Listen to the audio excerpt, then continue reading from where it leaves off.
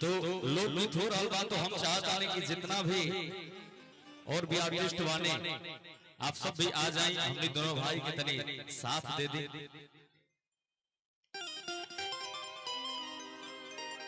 Hello राजा भैया, हम चाहत के हैं हम सबके बीच में बहुत ही सुंदर एक्ट्रेस प्रियंका यादव जी बनी। स्वागत प्रियंका राय जी, हम चाहत की रोगा जाएं और साथ में मुस्कान आप भी चले जाओ, दो लोग चले जाओ आप लोग। प्रियंका राय जी भाव बा भैया कि हई सेंट कम कहुआ हमारे खाती आ सब समान बाटे तोहरे सिंगारे खाती कि टिकुली लैला गजरा लैला टिकुली लैला झुमका लैला अरे हई गजरा हई थाई। अच्छा भैया हम हिंकरे साथे रहेंगे, हिंकरा साथे हम हिंकरा साथे हिंकरा साथे। अरे कोनो एगो बताओ भाई, एक और भाई तो है ना मेरा। मैं सोलो गा लेता हूँ, तुम दोनों। और बहुत ही अच्छा गायक दीपक तिवारी जी भी उपस्थित बने मंच पे। वहाँ के भी सुने आप, ढेर सारा प्यारा आशीर्वाद दें। हाँ तो हम कहाँ हो जी भैया, इधर आओ पहले, हेनिया इधर आओ। सुनो ना एगो राजा भैया, हाँ भाई इधर आओ। ऐसा करते हैं कि तू उनकरा साथे रहो, हम घूम फिर के उनकरा साथे भी और इनकरा साथे दोनों लोग साथे रहो। हम छोट बने नो तो इतना हक बना था हम। ठीक ठीक ये रे करेगा तू जतरा काबू हम उतना खर्चा करो, ओकरा खातिर हम भागो। अरे करेगा तू जतरा खर्चा काबू हम उतना खर्चा करब, ओकरा खातिर हम भागल ना हई। अब बाकी ज्योति हमरा के छोड़ के गइलू तो बुझ लियो हम संतोष पागल। लेकिन वही गीत में रह जाई कि हई सेंट गम कहुआ हमारे खातिर आ सब सामान बाटे तोहरे सिंगारे खातिर। टिकुली लैला झुमका लैला गजरा हई खाई, अरे टिकुली लैला झुमका लैला गजरा हई खाई। तो सड़िया करियई के आई, सड़िया करियई के आई, सड़िया करियई के आई, सड़िया करियई। हई सेंट गम कहुआ हमारे खातिर सब समाज बाटे तोहरे सिंगारे खातिर।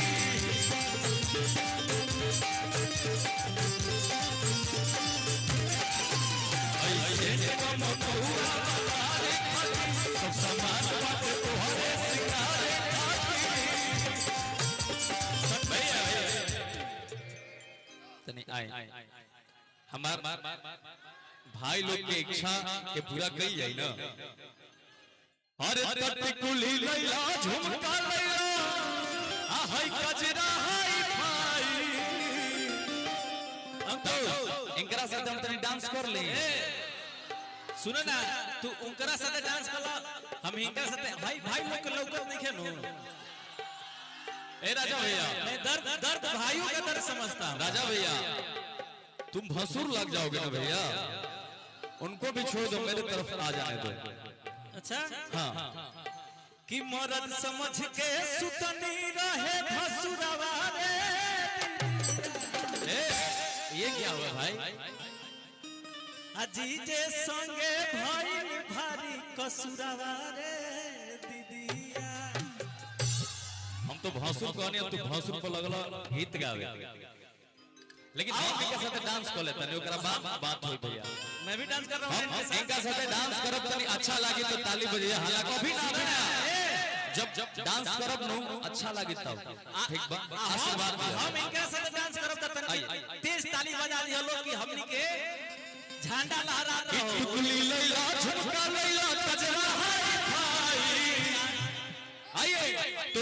सड़िया करियई के लाई क्या करियई के लाई भाई सेठ गम बहुआ बारे खाती सब सामान मत तोहरे सिंगारे खाती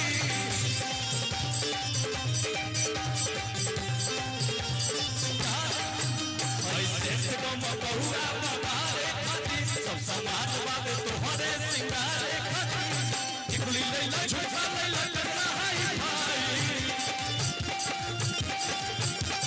टिकुली लैला झुमका लैला करना हाय भाई इधर आ जाइए तो सड़िया करियई सड़िया करियई के लाई सड़िया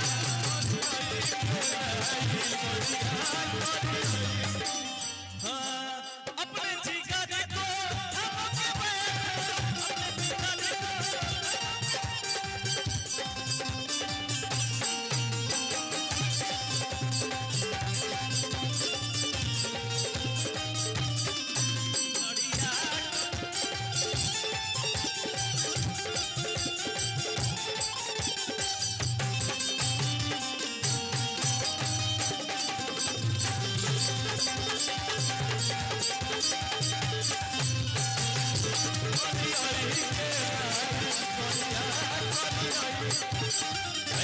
अच्छा भैया मंच पे बहुत लोग खड़ा बाने हम चाहता नहीं आप सबसे आग्रह बा रिक्वेस्ट बा भैया कि या तो बैठ जाए ताकि माहौल और अच्छा लागे अगर तनी जहां पानी हो जाए बैठ जाए तो वो ठीक लागे ऐसे खड़ा ठीक नहीं लागत एगो मंच की मर्यादा है शोभा है एक आप सब भी समझी भावा कि सड़िया में लागो बेसवरिया राजा जी लागी न केहू के नजरिया राजा जी भैया भैया भैया और वहां पे ऐसे ना करे आप सब आराम से बैठ जाएं झगड़ा बिल्कुल ना करें आराम से बैठ जाएं आप सब लोग के प्यार आशीर्वाद में आज बने हमने दोनों भाई सब कलाकार आप सब जहां बानी हो जी आराम से बैठी कार्यक्रम के आनंद ली सबके प्यार आशीर्वाद दें कि सड़िया में लागो बेसवरिया राजा जी लागी न केहू के नजरिया राजा जी